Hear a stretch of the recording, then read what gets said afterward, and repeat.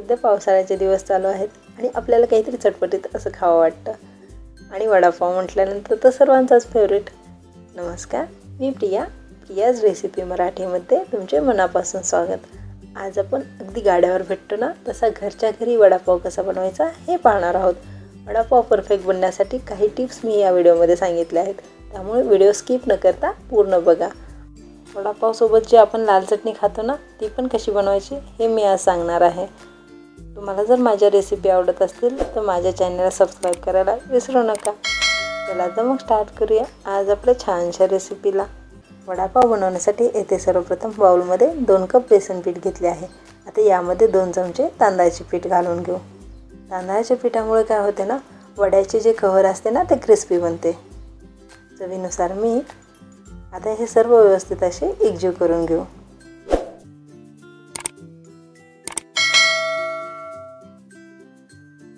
सुके जिन्नस व्यवस्थित असे एकजीव झाले की यामध्ये थोडे थोडे करून पाणी घालायचे आणि याचे बॅटर बनवून घ्यायचे. वड्याचे पीठ भिजवत असताना मीडियम कन्सिस्टन्सी ठेवायची आहे. जास्त पातळही नाही करायचे आणि जास्त दाटसरही नाही ठेवायचे. आणि यामध्ये थोडे थोडे करून पाणी घालायचे आणि गाठी फोडत फोडत पीठ भिजवून घ्यायचे आहे. पीठ अर्धा तास भिजल्यानंतर मी यामध्ये चुटकीभर इनो घालून घेत असते, त्यामुळे वडे क्रिस्पी होतात. तुम्ही इथे बघू शकता यातील सर्व अशा गाठी फुटल्या आहे आणि अशी कन्सिस्टन्सी आपल्याला ठेवायची आहे. आता हे पीठ अर्धा तास साईडला ठेवून देऊ. आता वड्याचे स्टफिंग बनवून घेऊ. यासाठी इथे पॅनमध्ये मी तेल गरम करून घेणार आहे. यामध्ये मोहरी घालून घेऊ. मोहरी व्यवस्थित तडतडली की यामध्ये कढीपत्त्याचे पाने घालून घेऊ. इथे मी 5 ते 6 लसणाच्या पाकळ्या आणि 7-8 हिरव्या मिरच्या याचा ठेचा बनवून घेतला आहे, तो घालून घेऊ. आपल्याला ठेचा 3 ते 4 मिनिट परतून घ्यायचा आहे. यामधील कच्चापणा निघून जाईपर्यंत आपल्याला ठेचा परतायचा आहे. ठेचा परतून झाला की यामध्ये हळद घालून घेऊ. भाजलेली जिऱ्याची पूड. इथे मी बटाटे उकडून त्याची साल काढून नंतर ते मॅश करून घेतले आहेत, ते घालून घेऊ. आता हे सर्व व्यवस्थित असे एकजीव करून घ्यायचे आहे.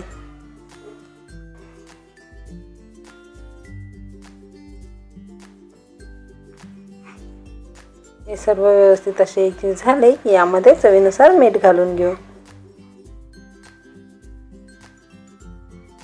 आता हे आणखी एक वेळेस एकजीव करून घ्यायचे आहे.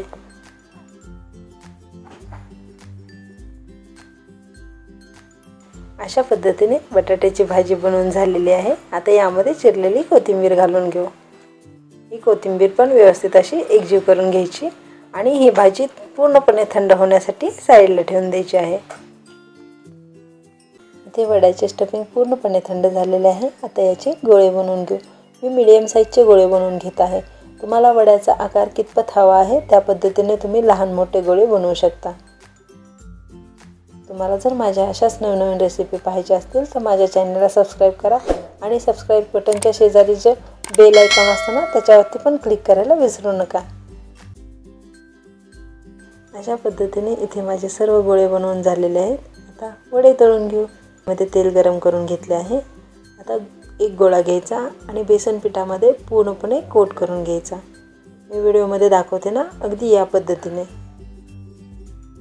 आणि तो अलगद उचलून तेलामध्ये हळूवारपणे सोडायचा आहे.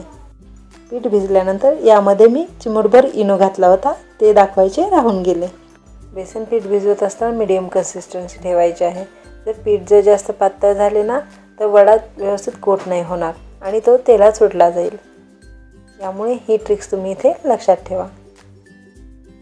वडे तेलात सोडले की ते एका साईडने 2 ते 3 मिनिट फ्राय करून घ्यायचे आणि नंतरच ते टर्न करायचे. जर आपण लवकर टर्न करायला गेलो तर काय होते ना, त्याच्यावरचे जे बेसन असते ते तेलात पसरू शकते. ही ट्रिक्स तुम्ही इथे लक्षात ठेवा.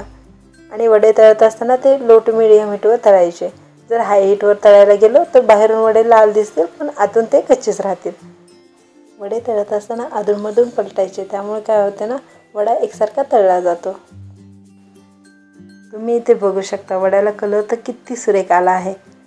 बाहेर गाड्यावर भेटतात ना अगदी त्या पद्धतीने. इथे माझे वडे तळून झालेले आहेत. आता हे मी गरमागरम कुरकुरीत असे वडे काढून घेते.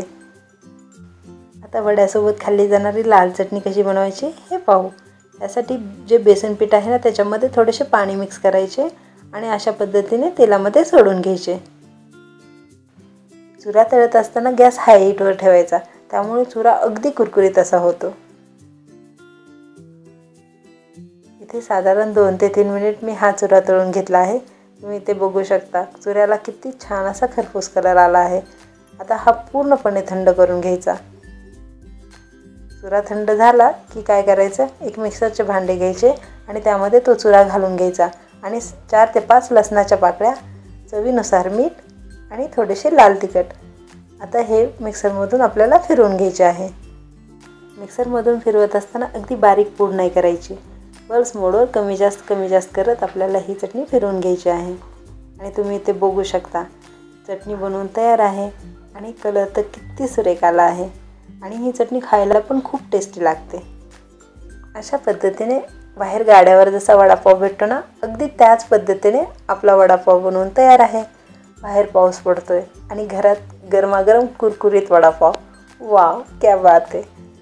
तुम्हाला जर ह्या माझ्या रेसिपी आवडत असतील तर माझ्या चॅनलला लाईक करा, शेअर करा आणि अशाच नवनवीन रेसिपीसाठी माझ्या चॅनलला सबस्क्राईब करायला विसरू नका। तुम्ही माझा आजचा हा पूर्ण व्हिडिओ बघितल्याबद्दल तुमचे मनापासून आभार।